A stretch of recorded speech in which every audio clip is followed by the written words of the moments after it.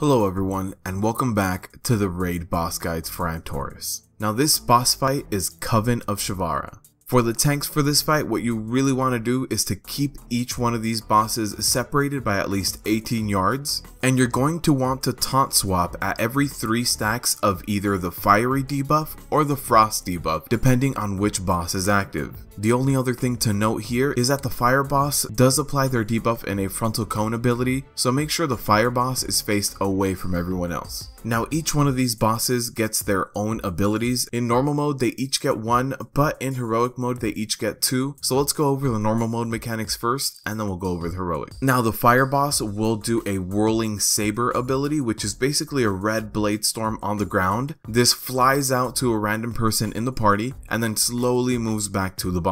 So do not be caught in it, it will one-shot you. The ability of the shadow boss is shadow blades, which will mean that 3 blades will come out from the back of the boss and shoot outwards. Do not get hit by these blades, they do travel very slow, so make sure you dodge them, and they're going to be doing about 80% of your HP as damage, so it's going to be a big hit. And the ice boss does the chilled blood ability. Now what this does is it places a healing absorb debuff on a few people in the raid, and if they don't get healed, they're going to get stunned in ice based on the amount of healing that was left. So make sure you heal people through this debuff so that they don't get stunned. Now the big thing that happens in this fight is every 80 seconds you get 1 of 4 really big casts. Now the first one is the Machinations of Amanthul, and what this does is it actually spawns a few adds around the room that start casting. When their cast time finishes, they will do AoE damage on everyone in the raid and actually heal themselves back up to full. So in order to counter this, you should have all of your DPS focus on one and move on to the next one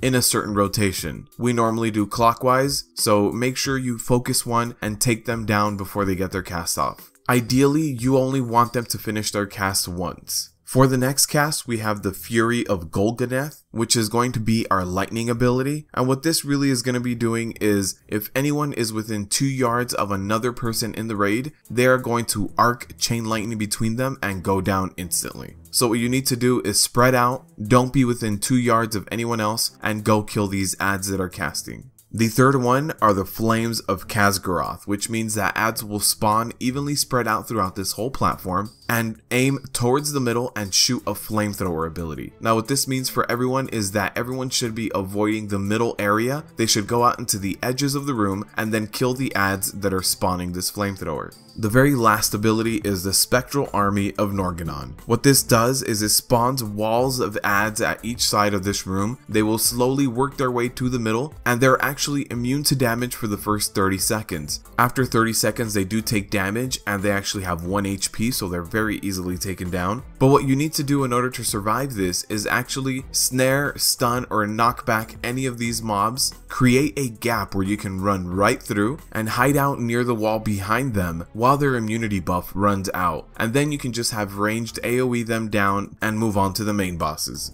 Now let's go over the heroic differences for this fight, which just means that each one of these bosses will have 1 extra ability. The fire boss will periodically debuff someone in the group, giving them a fire debuff that does do pulsing damage, so they need to move away from everyone, and at the end of this debuff they will take a very large burst of damage, so they want to make sure that no one else is within that AoE.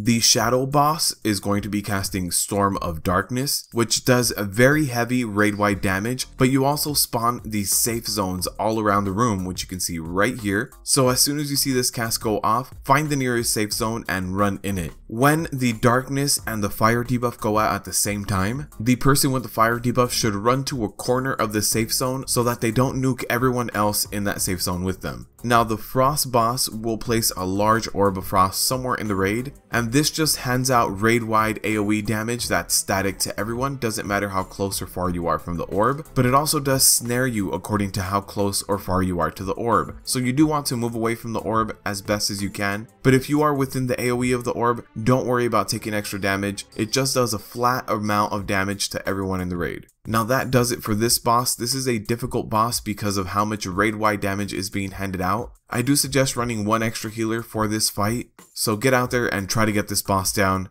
So thank you all for watching, And as always, good luck out there.